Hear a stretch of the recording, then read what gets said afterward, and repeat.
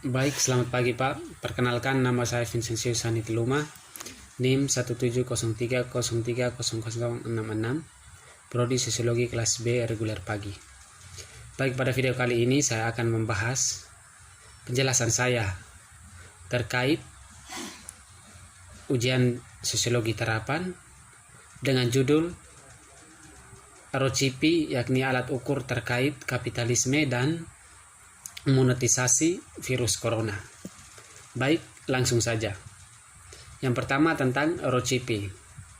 ROCP yakni Role, Opportunity, Capacity, Communication, Interest, Partisipasi, dan Ideologi. Adalah alat ukur untuk mengidentifikasi masalah sosial yang muncul akibat pemberlakuan peraturan yang dikembangkan oleh Anne Robert. Memahami masalah sosial, satu rangkaian perilaku berulang yang menimbulkan dampak negatif bagi manusia dan lingkungan fisik. Apakah masalah itu terjadi berulang atau sekali saja? Apakah masalah itu punya dampak negatif yang dapat dirasakan? Apakah masalah itu dibentuk oleh perilaku majemuk atau hanya satu perilaku tunggal? Masalah sosial perilaku negatif berulang-ulang, maka itu disebut sebagai masalah sosial. Membuktikan dampak negatif dengan memperhatikan gejala, menemukan perilaku bermasalah, merumuskan dugaan awal masalah, dan diuji dalam fakta empirik, membuat daftar kelompok yang rentan terhadap perilaku bermasalah. Pada pembahasan ini saya akan memakai analisis ROCP untuk memverifikasi kebenaran kapitalis dan monoteis. Saya kira tepat menyebut pandemi ini sebagai pemicu. Alih-alih dari krisis tajam di produksi, investasi, penyerapan tenaga kerja, dan pendapat dalam skala global. Saya yakin ketika pandemi berakhir, ekonomi arus utama dan politik otorisasi akan mengklaim bahwa krisis ini adalah krisis eksternal yang tidak terkait dengan kecamatan inheren dalam metode produksi dan struktur masyarakat kapitalis. Ini adalah pendapat umum. Dan sekali lagi, ekonomi arus utama menghindari untuk menjelaskan mengapa kapitalisme mengalami krisis yang terus-menerus berulang dalam produksi dan investasi. Krisis-krisis ini telah terjadi setidaknya setiap 8-10 tahun sejak kapitalisme menjadi mode produksi dan relasi sosial yang dominan secara global. Krisis kapitalisme yang belakangan resains besar adalah yang terdalam, di mana nyaris setiap ekonomi negara kapitalis mengalami kontraksi hingga 18 bulan. Monetisasi adalah proses mengubah apapun menjadi alat pembayaran yang sah. Ini adalah cara halus berbicara tentang bagaimana kamu dapat memahami sesuatu yang dikomunikasikan kini, konten yang merujuk atau gambar penampilan COVID-19, serta mematuhi pedoman konten yang cocok untuk pengiklanan dan pendomanan komunitas memenuhi syarat untuk monetisasi. Berikut adalah beberapa contoh terkait COVID-19 yang tidak mematuhi kebijakan, terus menampilkan ikon terbatas atau tanpa iklan di konten tersebut. Rekaman yang meresahkan. Rekaman yang menampilkan orang yang sedang menderita karena COVID-19, termasuk orang yang sakit di rumah sakit atau fasilitas perawatan kesehatan, terjadi secara berkesusahan. Tindakan langsung berupaya sanksi seperti pidana perdata administrasi, pemberian imbalan, dan pengubahan ideologi hanya bisa menghilangkan penyebab yang sering subjektif, yakni ideologi dan interest berhubungan dengan ROCP. Perangsang selalu tergoda menggunakan dan bersifat langsung solusi untuk memastikan efektivitas hukum. Jadi, untuk menilai perilaku bermasalah dalam masyarakat menggunakan teori ROCP adalah dengan membuat daftar kelompok tertentu untuk menilainya. Langkah-langkah yang dibuat dalam menyusunnya adalah menyusun solusi aktor dan perilaku, skema sebab akibat, solusi rincian ketemuan, perilaku-perilaku, menyusun dasar-dasar pedoman untuk pelaksanaan monitoring dan evaluasi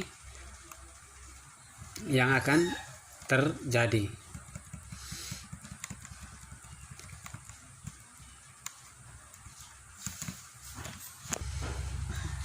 Ekspektasi setelah 2019 tertahan lebih lalu karena beberapa faktor khusus. Pertama, injeksi kredit yang besar ke dalam sistem perbankan dan pengurangan tajam sistem suku bunga bank-bank sentral. Kedua, probabilitas yang rendah.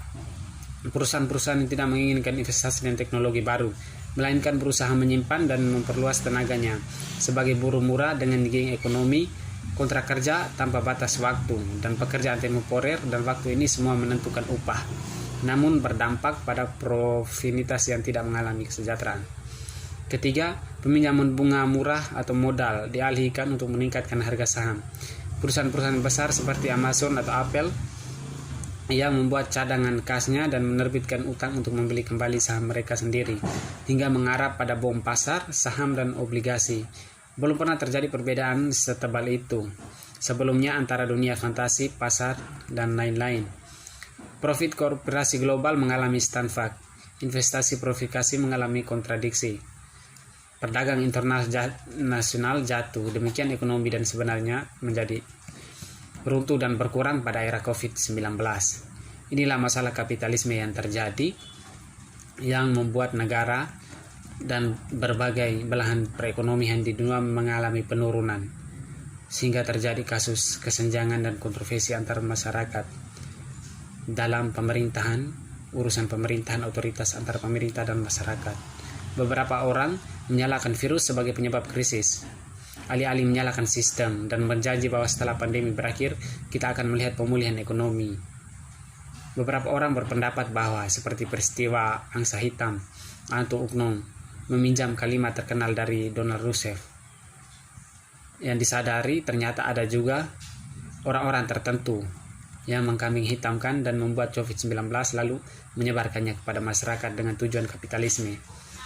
Namun terlepas dari kenyataan bahwa ekonomi dunia sudah menuju pada jurang krisis yang kuat, bukan karena kapitalisme melainkan karena COVID-19 itu sendiri. Kapitalisme sebenarnya sungguh tidak ada. Dorongan agrikultur internasional dalam skala global tanpa memedulikan lingkungan dan alam telah mendekatkan manusia pada binatang-binatang liar. Banyak dari binatang membawa pengaruh itu kepada manusia, yakni virus yang ada pada tubuh binatang menyebar ke manusia, dan dari sesama manusia saling menyebarkan sehingga virus menyebar ke seluruh dunia.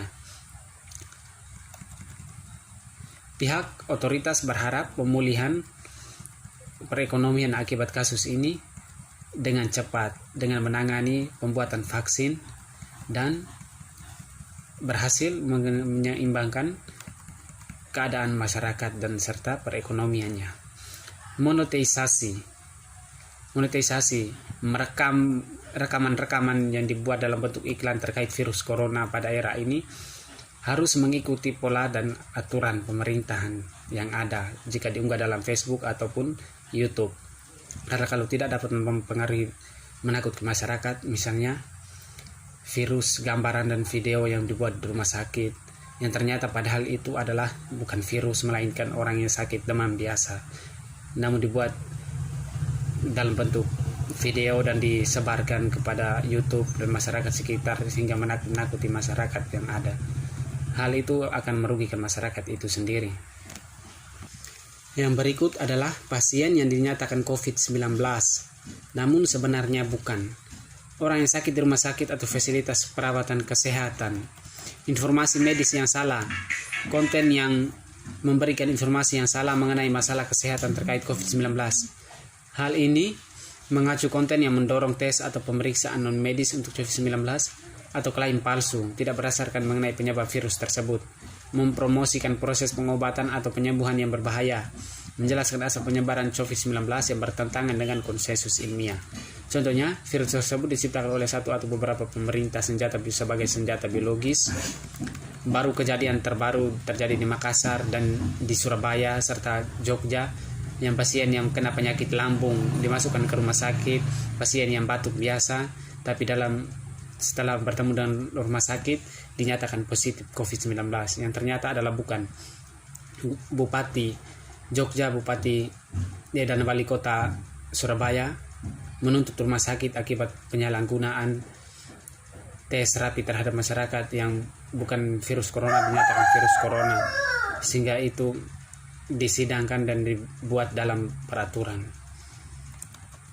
ini sangat berbahaya bagi masyarakat dengan salahnya penjelasan dari dokter terhadap masalah atau COVID yang berlaku mengenai setiap masyarakat yang ternyata bukan. Kesimpulannya, kapitalisme COVID-19 sebenarnya merupakan narasi semata yang tidak didukung oleh bukti kuat. Data yang mendakwa COVID-19 adalah sebagai alat pemerintah dalam menyebarluaskan imperialisme pemerintahan kapitalisme di seluruh dunia. Sebab fakta virus corona nyatanya adalah berevolusi secara biologis dari hewan ke manusia. Saran saya, kita jangan terlalu mudah mempercayai terhadap argumen atau pandangan tertentu yang menyatakan COVID-19 adalah rekayasa dan alat kapitalisme modern. Apalagi kita negara Indonesia yang mudah sekali percaya terhadap teori konspirasi yang di dalamnya mengandung propaganda dengan tujuan tertentu. Baik, terima kasih Pak, itulah pemahaman saya dan pendapat saya terkait COVID-19, kapitalisme, monetisasi, dan pasien-pasien yang bukan virus corona dinyatakan virus corona. Terima kasih.